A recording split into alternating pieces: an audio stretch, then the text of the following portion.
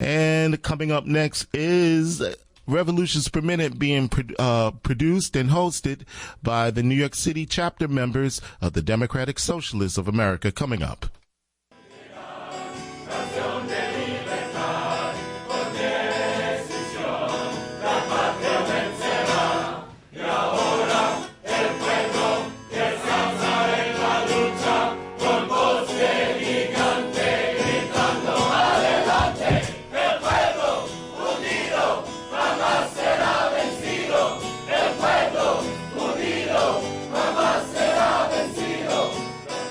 Revolutions Per Minute is a weekly radio show from the New York City chapter of the Democratic Socialists of America, recorded live at WBAI 99.5 in Brooklyn every Tuesday at 5. RPM is about doing the work to build a democratic socialist future. Every week, hear the latest news, analysis, and organizing experience from the minds and hearts of activists fighting every day in NYC. Join the movement at socialists.nyc. Yo, what's good, New York? This is Jack Devine, he, him pronouns, and you are listening to Revolutions Per Minute on 99.5 FM live from the new WBAI studios. We're a socialist radio show and podcast for members of the New York City Democratic Socialists of America. The DSA is the largest socialist organization in the United States, with 56,000 members nationwide, and NYC-DSA is its biggest chapter.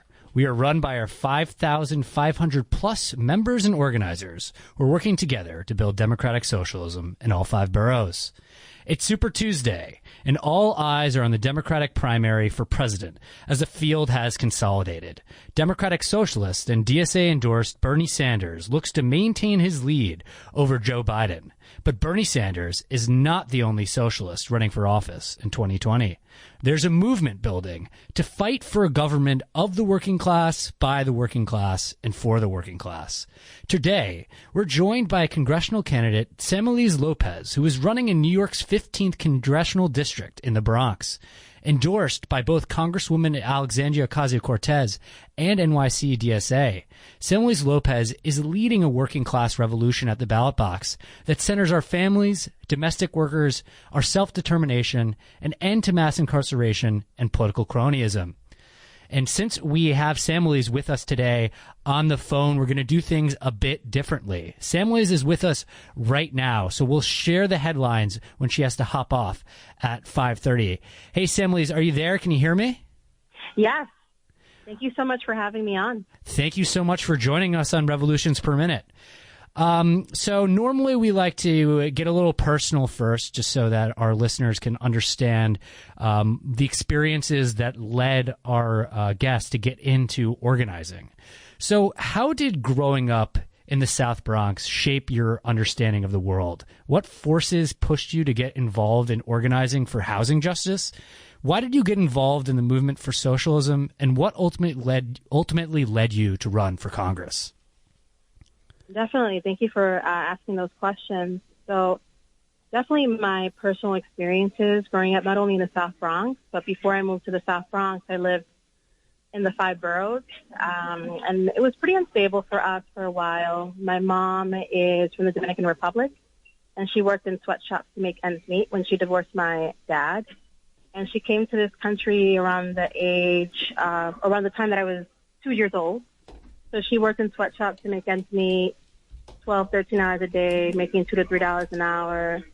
And sometimes there wasn't enough money for her to get a babysitter in time. So she would pick me up from my elementary school, and I would go to the sweatshop to finish my homework. And that was a reality for me many days. And she also happened to be a domestic violence survivor. And because of that, we ended up in the shelter system in Brownsville at the time to escape what was going on at home, and that exposed me to a whole host of issues.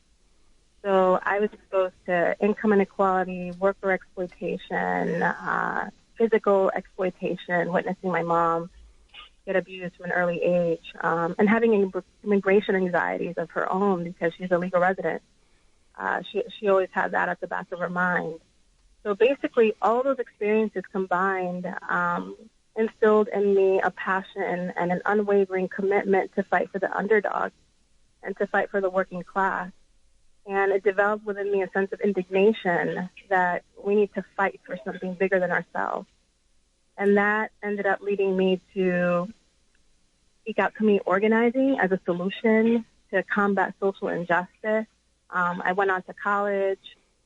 Then in college is actually where I realized that I definitely lived in a tale of two cities. I went to Barnard College at Columbia University, and then it was there that I realized that the experiences that I had growing up, they were not normal at all. So, I set out to learn more about sociology and history and the systems of oppression, and I realized that it wasn't my mom's fault that she went through any of those things. It was an unjust system, an immoral system that we need to organize against and fight against. And then I went on to go to Congressman Serrano's office as an intern, and I was exposed to housing casework and immigration casework. And it was fine for a while because I basically would seek out one-shot deals for people that are being evicted when they couldn't afford the rent. But then I realized that the same people 6 months, 7 months down the road were coming back to the office to get assistance. So then I felt like I wasn't really addressing the systemic impact of the lack of affordable housing in our communities. And then I went on to graduate school, and I learned about urban planning and housing development and housing finance. Being impacted from an early age, living in a shelter system, I wanted to build housing so that other children won't end up in that situation. So my personal experiences really have guided me throughout life. In terms of my professional, my personal, my academic choices, I've been very intentional about addressing affordable housing issues. And I dedicated my professional life to building affordable housing in the Bronx and in New York City and organizing for it through the Housing Justice for All Coalition.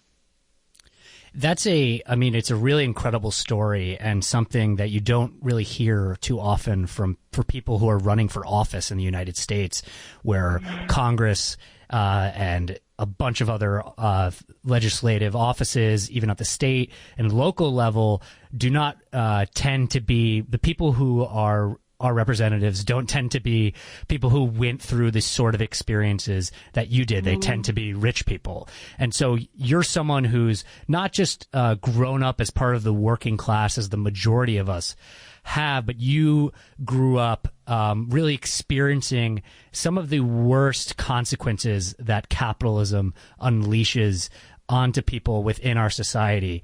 And you rose through that, and you fought personally, and you went through and you got an education, but that only heightened your desire to fight back against this oppression and this violence that takes place on an everyday basis because of capitalism.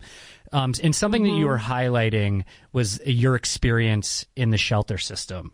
So, and this seems to be something that has really affected your policy platform. A homes guarantee is at the center of your campaign.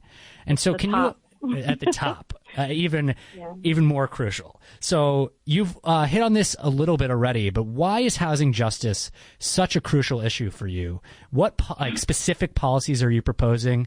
And you mentioned a People's Housing Commission, a national tenant bills of rights, and reparations on your platform, on your website. Can you explain to our listeners how that would change their lives? And also, what is your plans for the future of NYCHA, which is currently undergoing a serious crisis of underfunding?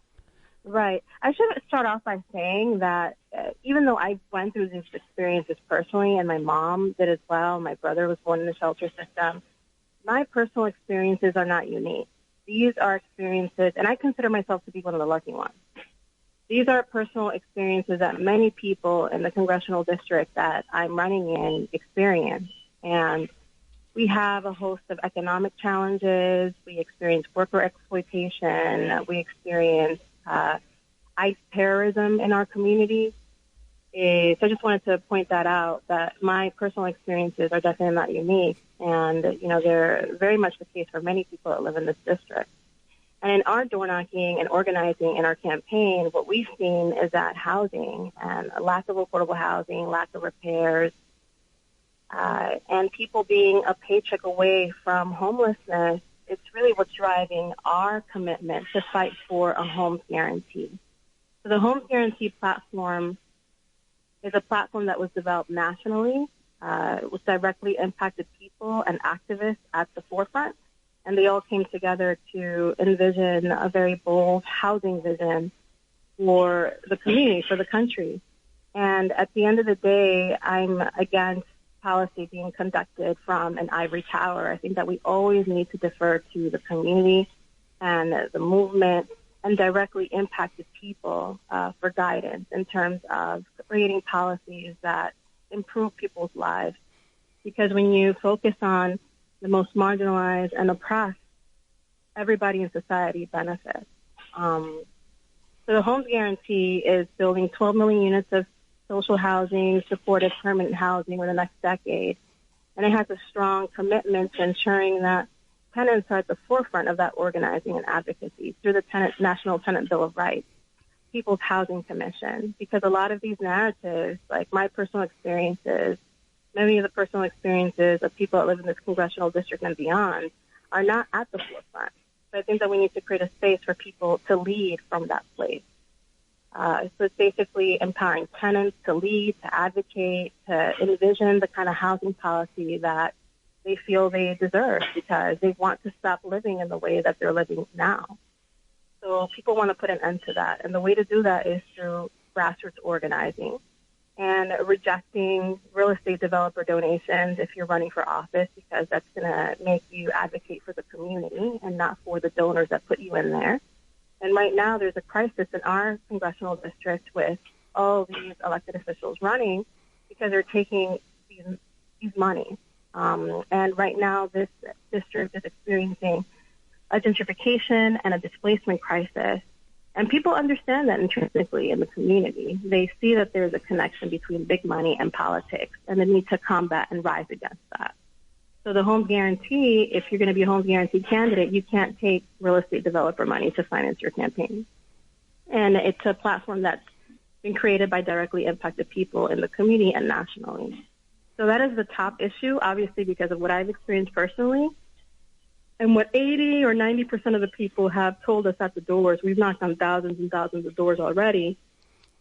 And that's the number one issue that they care about. They care about housing. They care about repair. They care about fully investing in NYCHA. They care about making sure that they have good indoor air quality and outdoor air quality as well. I'm sure that you all know that in this congressional district, it has the highest rates of asthma and respiratory illnesses in the entire country. And there's a very strong environmental justice community here that has led the way and has bared the brunt of environmental injustice. So when thinking about things like the Green New Deal and greening NYCHA and fighting for sustainability, even though I love those things and I love AOC's advocacy for being a champion, we also have to be very sensitive and include those frontline communities that have been fighting for that locally for decades and generations. So when looking at the Green New Deal, what I would look to do if I were to get elected is work very closely with the frontline environmental justice community to incorporate some of the solutions that they've been fighting for as part of the Green New Deal so that we can figure out ways to implement it locally that's sensitive to the local struggle. So those two issues are critical. So home guarantee, Green New Deal, definitely universal health care and universal child care. A lot of people leave their kids at home because they can't afford a babysitter, like what happened with me when I was growing up. So that is, still endemic here in the district, and we need to find pathways for families to access wealth in this country, for workers to access the wealth that they themselves create, and basically rectify the imbalance that exists between the 1% and the 99% now, and make it easier for people to be able to unionize in their places of work without fear of retribution and hostility, and without our undocumented brothers and sisters that oftentimes don't get paid wages. And then when they start organizing for those wages, the boss comes in, gets ICE involved, and deports them. So these are the issues that our community is experiencing, and this is what our platform is seeking to address. And we've been testing out our platform and our door knocking, and people are overwhelmingly responding positively to it. And it tells us that we're on the right track. So your campaign, as you explained it, is centered around the material struggles that people are facing. You know, the depraved material conditions, meeting them where they are, listening to them, knocking on their doors, and kind of building this grassroots movement. And this part of your campaign, or your part of your platform, is centered on these kind of not just local issues, but issues that are taking place here in New York City, dealing with the housing crisis, raising rents, the conditions of the building, and the frontline communities that are here in New York. But I think another element of your platform that is so unique compared to most people running for Congress is your focus on frontline communities that are outside of the 50 states. Are a place that, and I'm talking about a place that, while is not geographically close to New York, is close to many New Yorkers' homes. Like the creative potential of the people of Puerto Rico, the colonized territory where you were born, have been suffocating under the boot of American imperialism, and they've especially suffered since Hurricane Maria. However, also there, just like here, the working class is organizing and fighting back. So can you elaborate on how Wall Street and Washington have subjugated Puerto Rico through debt? What's your plan to deal with the crisis there? And how do you plan to work with the grassroots uprising in Puerto Rico? And how does your understanding of that situation, that crisis, inform your broader perspective on American imperialism? Oh, sure. I mean, I feel like it's directly what's happening in Puerto Rico right now is connected to imperialism. And the manifestation of imperialism is colonialism in Puerto Rico. And what's happening in Puerto Rico right now is just not only happening in Puerto Rico. It's a global phenomenon. There's an uprising against colonialism, against neoliberalism, against imperialism as a whole. And Puerto Rico is experiencing austerity measures, severe austerity measures that have been imposed upon the Puerto Rican people by Promesa. So right now, a lot of schools are closing, municipal services are closing, and to me and to many people in the diaspora and people living on the island, it almost feels like it's being gentrified. And it seems like the 99% in Puerto Rico is being forced out of the island, and Wall Street is paving the way for these ultra funds to ravage the resources of Puerto Rico and claim it for themselves. And that is the hallmark of imperialism and colonialism. So it's something that I'm very happy to see, that there is a grassroots uprising in Puerto Rico that's being led by a leaderful movement of LGBTQIA people, union workers, women, that are basically starting to see that it's not just about statehood versus independence. It's about taking on the forces of Wall Street and reclaiming the land, reclaiming the people. And I was so happy to see what happened in Puerto Rico last summer with the uprising, with this movement that's been brewing on the ground. And there's so many valuable lessons that here in the United States and throughout the world we can learn from what happened last summer in Puerto Rico in terms of organizing, in terms of using music and the arts and using cultural organizing to inspire people to come out and organize to defeat a common foe, which is corporate greed, political oppression, corruption, and how the politics in Puerto Rico and all over the world doesn't necessarily manifest or doesn't necessarily represent the local values of the community and directly impact the people, and doesn't center their dignity and their humanity. And people in Puerto Rico and beyond are rising up against that. I'm very happy to see that. And I'm very happy to say that as someone who was born in Bayamón, Puerto Rico, I'm very happy to see these developments because it inspires me, to keep fighting. Yeah, I think you hit on a number of crucial points there.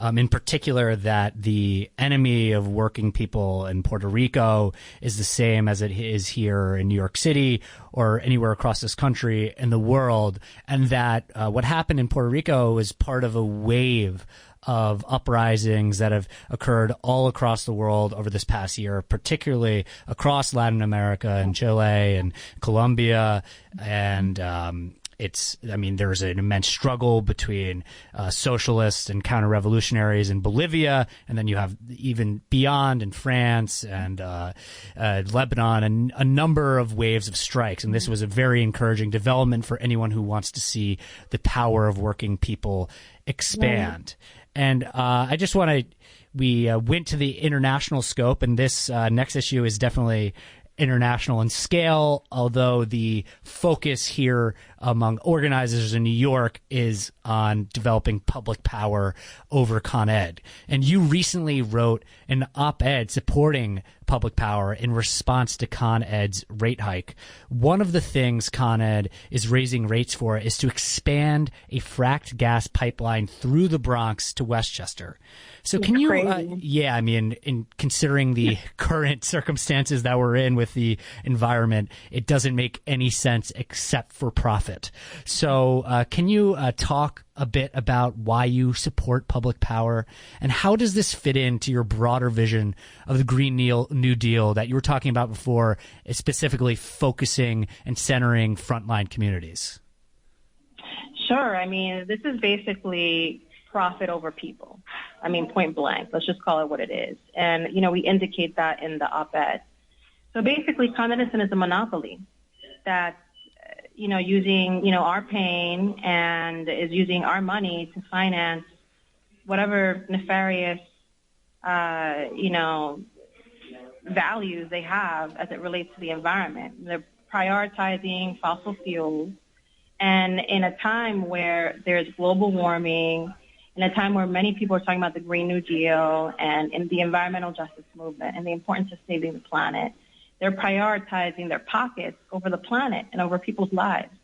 So this is why we need a democratically controlled energy system, energy grid, so that we could combat that and rise against that and reclaim the environment, because this is about life and death. And these people just care about whatever profits are lining their pockets. Absolutely. I mean, as a monopoly, Con Ed corrupts the democratic processes by avoiding public notices and accountability. It hides from the public its plans to build things like outdated natural gas pipelines through our neighborhoods that have bear the brunt of environmental racism. And energy should be a human right. Like we're talking about housing and child care and health care, energy is also a human right. Because even what happened last year in the summertime, when there was some outages, what neighborhoods were prioritized? It was the rich neighborhoods in New York City that were prioritized, and the poor neighborhoods like Brownsville and Brooklyn experienced brownouts. So energy is a human right, and it's tied to things like housing. I mean, I even remember sometimes, I forgot to mention that earlier, but now that we're talking about it now, there were many times that my mom couldn't afford the light bill, and I would have to do my homework with candles. And that happened often when she didn't have access to job opportunities. So these are things that should be free, that should be a human right. Just in the richest country in the world, there should be no reason why people have to decide, am I going to pay my light bill or am I going to put food on the table? And on top of that, using profits to build things that are harmful for the community and the environment. I'm surprised that there's not enough outreach around this. Yeah, I mean, I think especially when you think about Con Ed and the way that they, as you said, are this monopoly who has immense power over the state despite their consistent failures and their inability to shift towards what is absolutely necessary for the sustainability of human civilization. They're prioritizing profit over... They're putting their shareholder interest over that of New Yorkers and people in the Bronx, and that's wrong. 100%. And I think there's few things that highlight the absurdity of 21st century capitalism in the United States than companies like Con Ed and Natural Grid or whatever that one is called, in the ways that they're so inefficient. They're taking rents from people to do a terrible job, and then supposedly somehow the market is better at this than a democratically owned and controlled institution that serves the working classes. That makes no sense to me. And I know you have to run in a few minutes, so I do want to hit on... I have a few more minutes. Okay, great. You've got, 5 to 10 minutes left?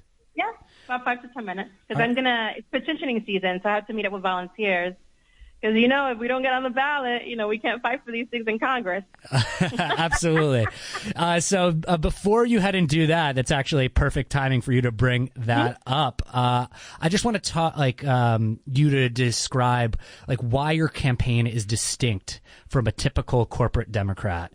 What role are people-powered organizations like the Democratic Socialists of America playing in your organizing strategy? And in what ways are you working together with these organizations, and how do you plan to coordinate with social movements once you're in office? Oh, definitely. So I keep saying this on the campaign trail, that it's just not about our campaign. The most important thing is about building a movement and being collective in everything that we do, and being intentional about building multiracial working class movements that center the needs of everybody. So in our campaign, what makes us different is that we're not focusing on identity politics to get out the vote and organize, even though it's a predominantly Latino community. Is not only a Latino community, it's Black American, it's West African, it's Yemeni, it's Muslim. It has a slice of every country in the world. So we are being very intentional about reaching out to everybody and figuring out ways of uniting against our oppressor, which is white supremacy, which is capitalism, which is worker exploitation, political corruption, and the importance of making sure that our politics reflects the needs of the community and the values of the community.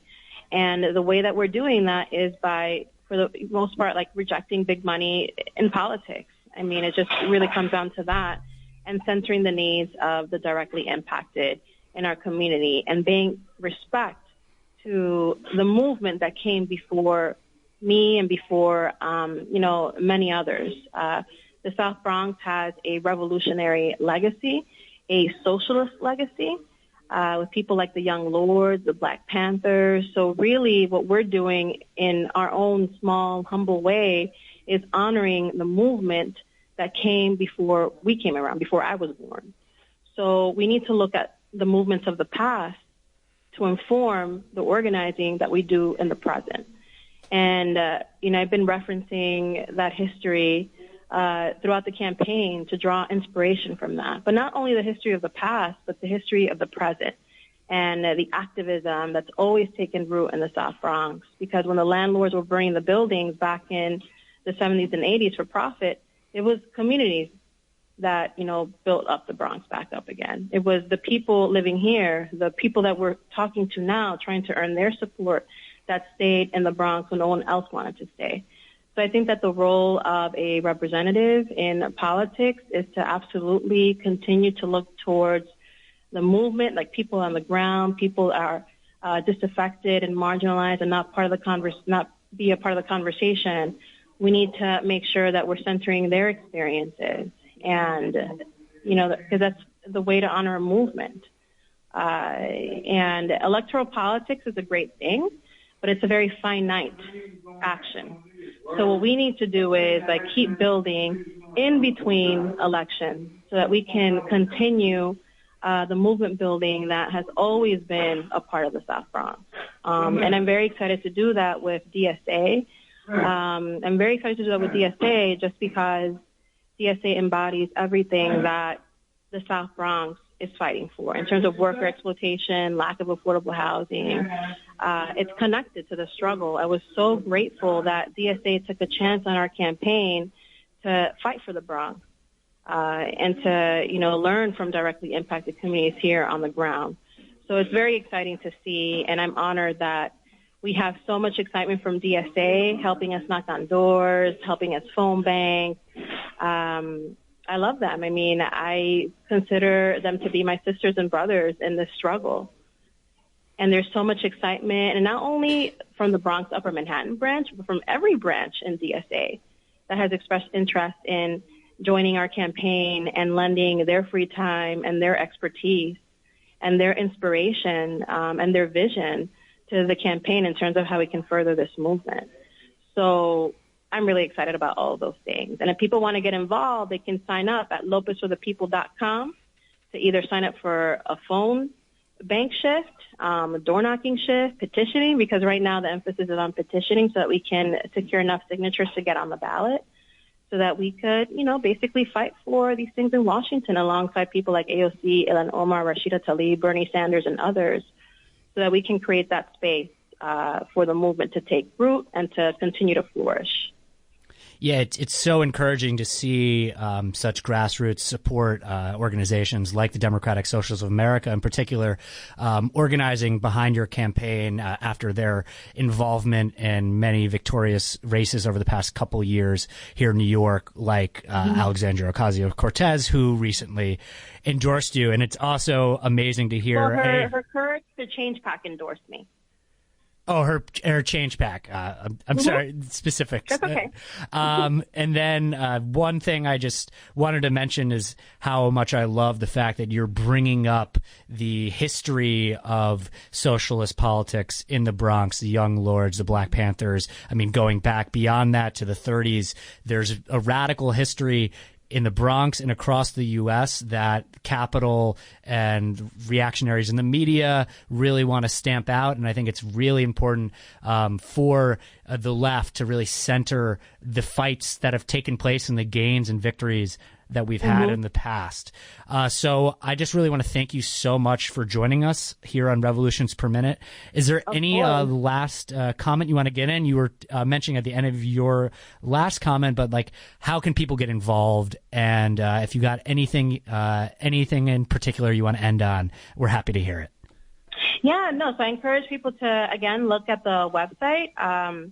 I developed the platform, but if people want to help us expand on it, if people have an interesting idea that's not covered, if you know any organizations or any activists that are here in the Bronx that you'd like to connect us to, let us know. I try to lead with humility because I am always under the assumption that I don't know everything, right? You can always learn more. Every day is an opportunity to learn.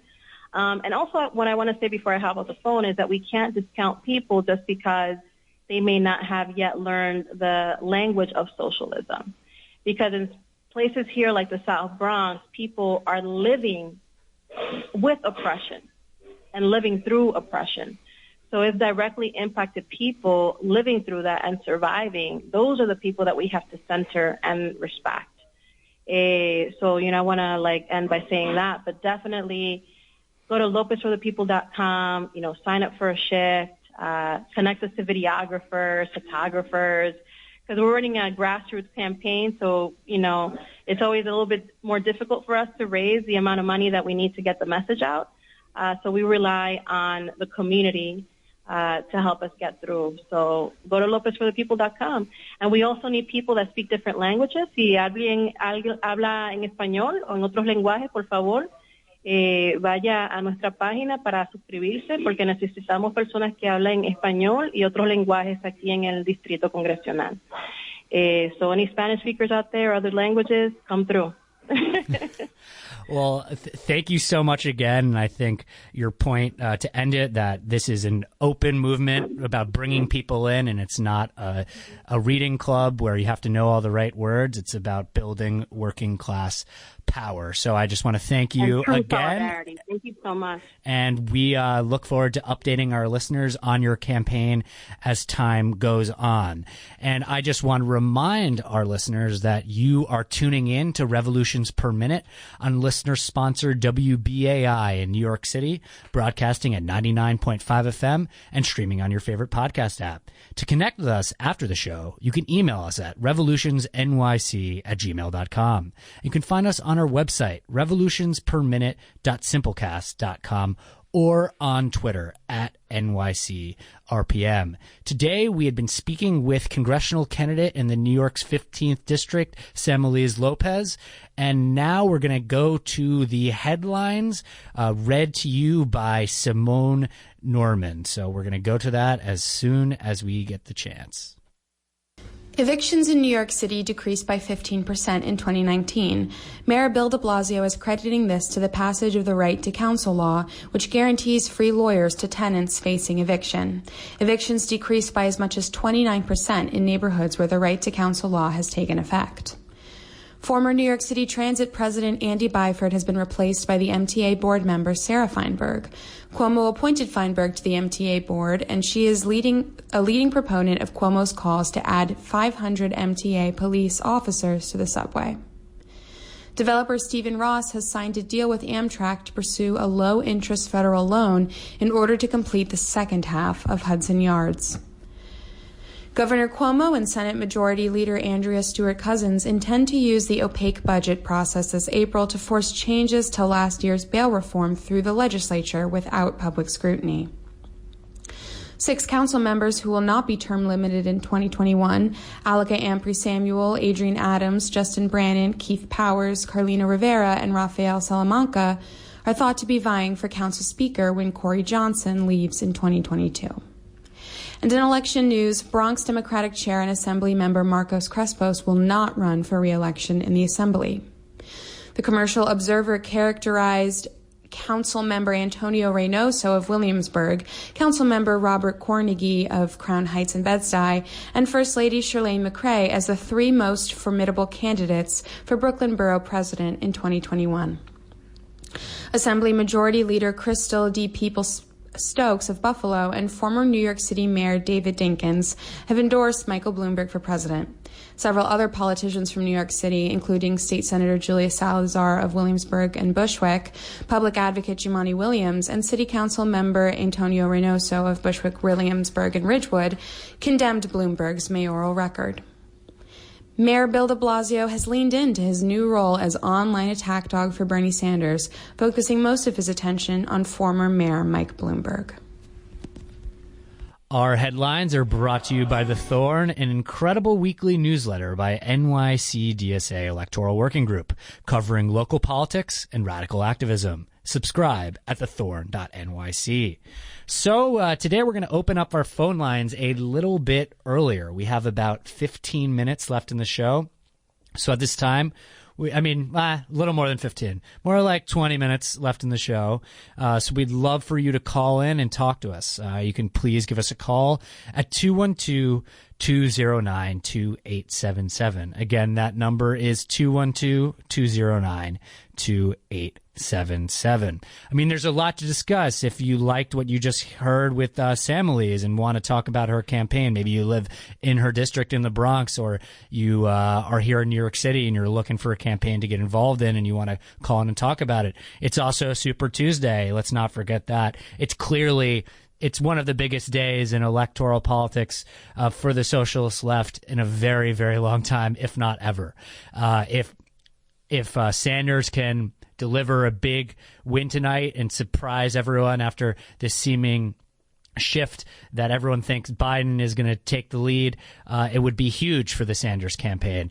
Or it could be this momentum with Biden is real. Things are up in the air. Have pollsters shifted their methodology since Saturday's result to assume that the electorates are going to be as old in South Carolina as they are in other places? We'll have to see. I think there are a lot of potential scenarios.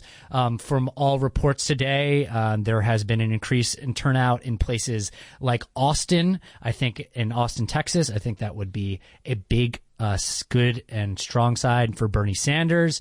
But if there's big turnout, say, in the Virginia suburbs by Washington, especially now that Pete and Amy have dropped out, that could be a good sign for Biden. And there's some indications that could be the case. We might see huge turnout all around, which could be a good sign for the Democratic Party.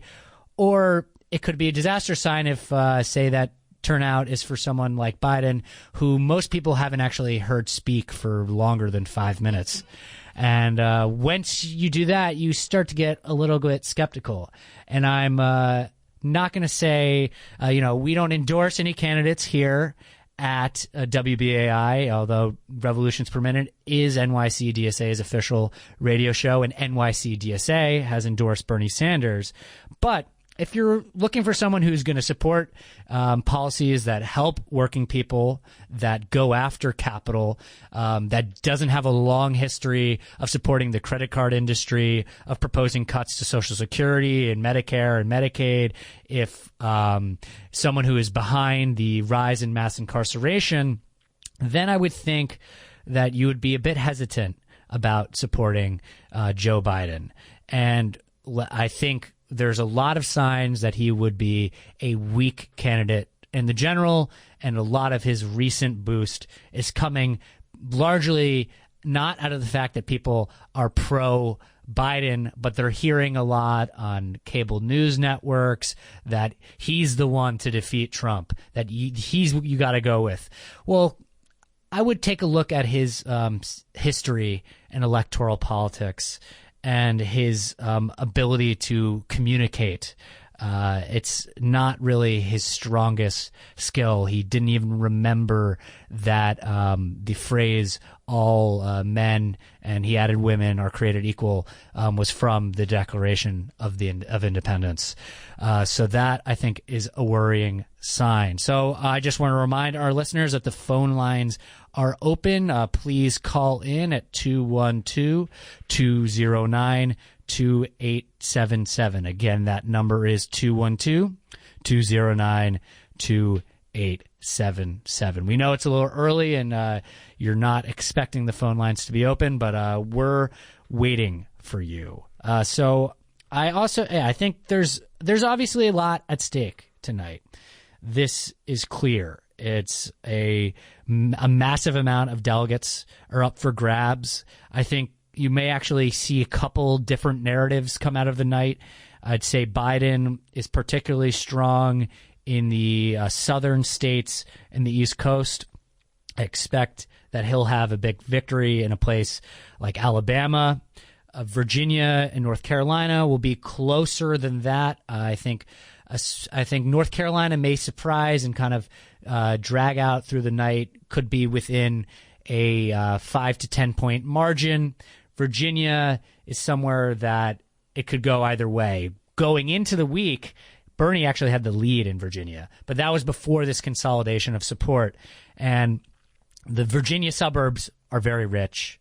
Those were likely to be Pete voters and maybe some Amy ones, but I think particular Pete, the DC lanyards, as we like to call them. So that's where Biden may be strong.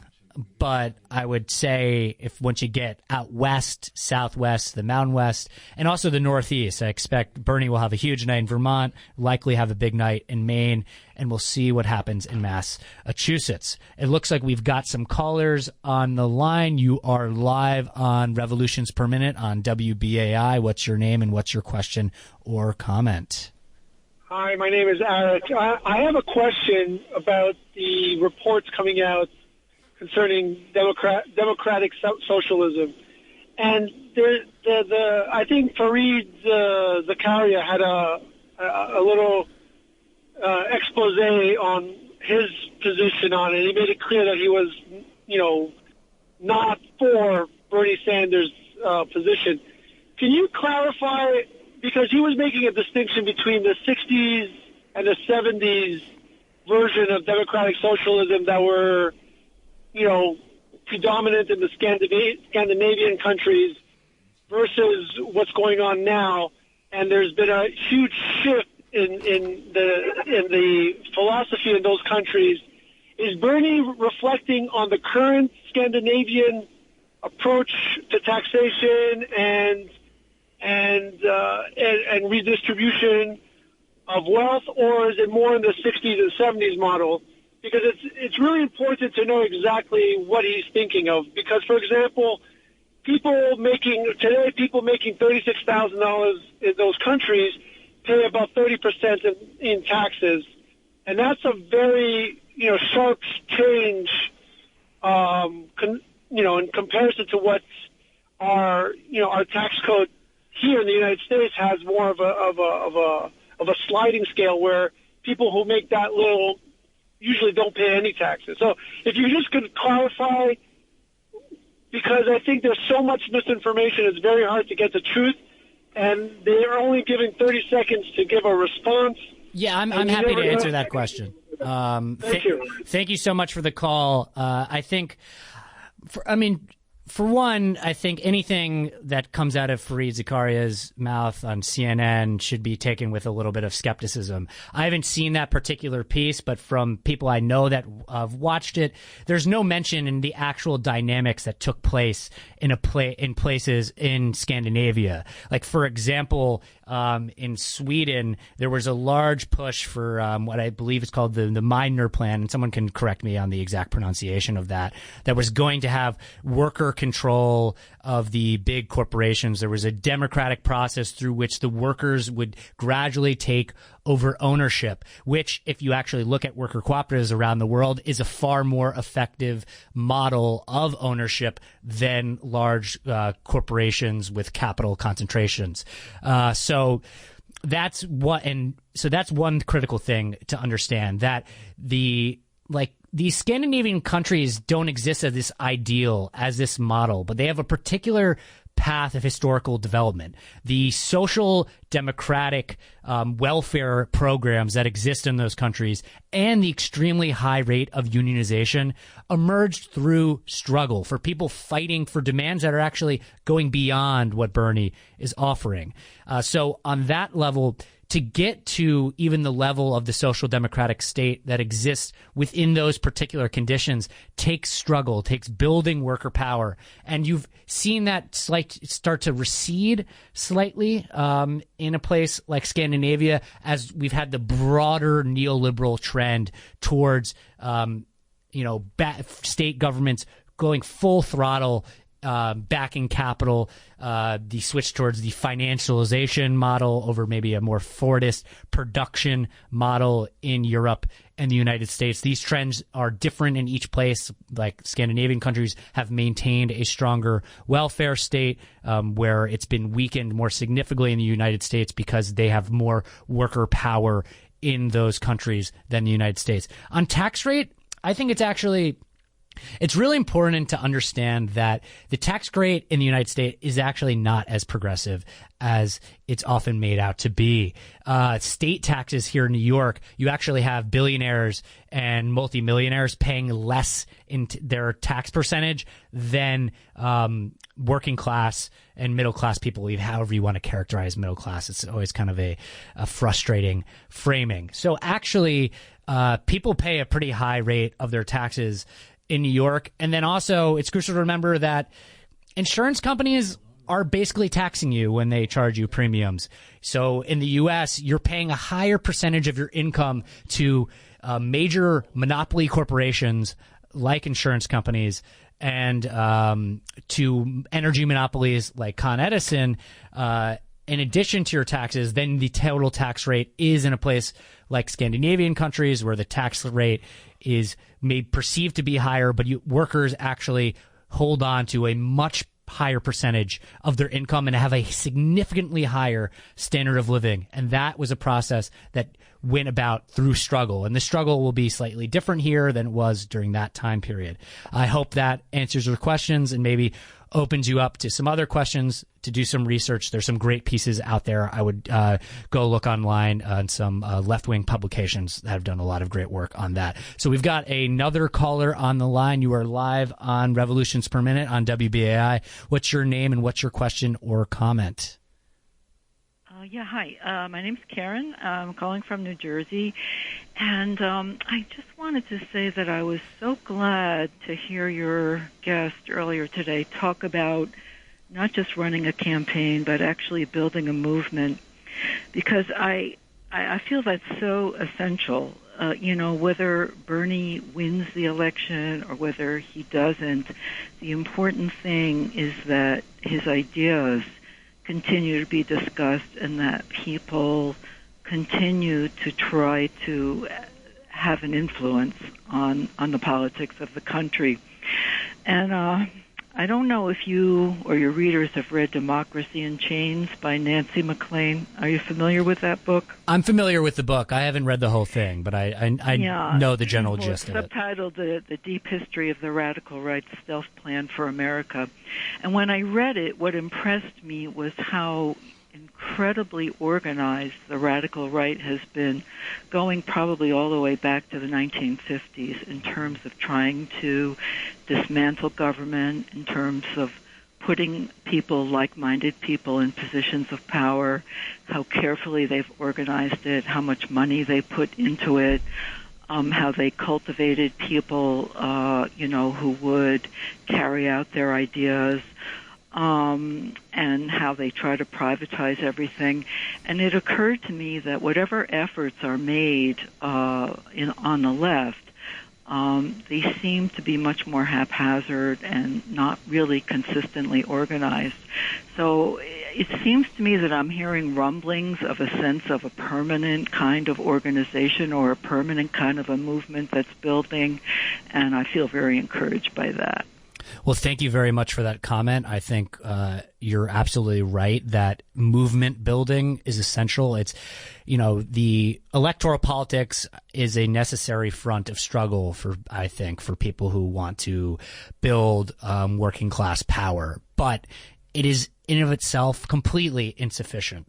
What is most important and what is most crucial going forward is the development of working class institutions, the development of a movement that is organized ideologically and materially in its physical organization to build working class power, push forward an anti-capitalist agenda, and really change people's understanding of the world, open their minds, and really let them understand that their creative potential is so much greater than is currently offered up under neoliberal capitalism.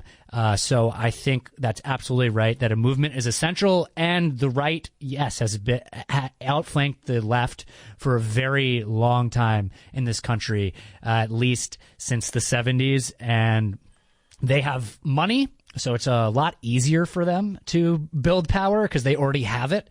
But we have to recognize that they have built an apparatus, and that apparatus is more responsible for Donald Trump being president than practically anything else.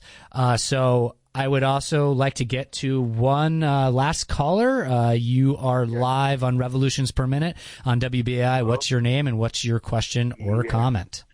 My name is Emmanuel, and I'm calling from Brooklyn. And my comment is how shocked I am at the infantilization of the electoral situation that's going now. I mean, Mayor Pete, Bernie, all of these first names, it seems to me that what we're doing is we're setting ourselves up for failure because we're not really looking at the lay of the land. And socialism only works in homogeneous countries. And I would say like countries like Switzerland or countries like France and places like that, which are becoming less homogeneous now. But those are the countries that it worked in. It will never work in a country like America because America is too, mixed. And I'm talking about this from an observational standpoint. And I think people on the left, so-called as self-identified left, are very hypocritical in their stance, because a lot of this stuff is deeply racist, and because we're not willing to confront that, because some of the same people who consider themselves progressive are some of the same people who take part in the gentrification process. So, there's something that we have to re-examine within ourselves and within our psyches, because that is what people like Donald Trump and his ilk build on. They build on that hypocrisy of talking one thing and then going into the voting booth and voting another way. This is what I'm saying, and if we don't take stock of that, we're going to be in the same place, because unfortunately, I think Donald Trump is going to be coming back, and that's what I wanted to say about this. Well, I thank you for your comment, but I'm going to have to completely disagree. I think it's pretty absurd stance to say that socialism only works in racially hegemonous countries, that one embraces the frame that race is some essential characteristic when race is something that is emerged historically through slavery and through these like race making. Racism is very, very real and affects people's lives, but this conception of race is something that emerged through capitalist development. And it's always very important to say that. And then also, I think it's just wrong to say that socialism, quote unquote, doesn't work in diverse places or places that are not white. Has the Cuban Revolution been perfect? No. But is socialism in Cuba better than the imperialist capitalist domination that exists in Haiti or the Dominican Republic or Mexico? Look at the life expectancy in Cuba compared to those places. The healthcare system there is far superior. And Cuba is an immensely diverse place with a huge Afro-Caribbean population that was the leading force in that revolution. And I can go on in places. And so I think this notion that socialism only works in all white places is absurd, ahistorical, and erases the immense gains that have come through struggles like the Cuban Revolution that overthrew the Batista dictatorship and have dramatically improved the lives of working class people in Cuba. So I think that is it for our show today. I want to thank both Samelys Lopez and all our listeners for joining us. We will be back with you next week, Tuesday at 5 p.m. This is Jack Devine with Revolutions Per Minute, and we hope to see you next week at 5.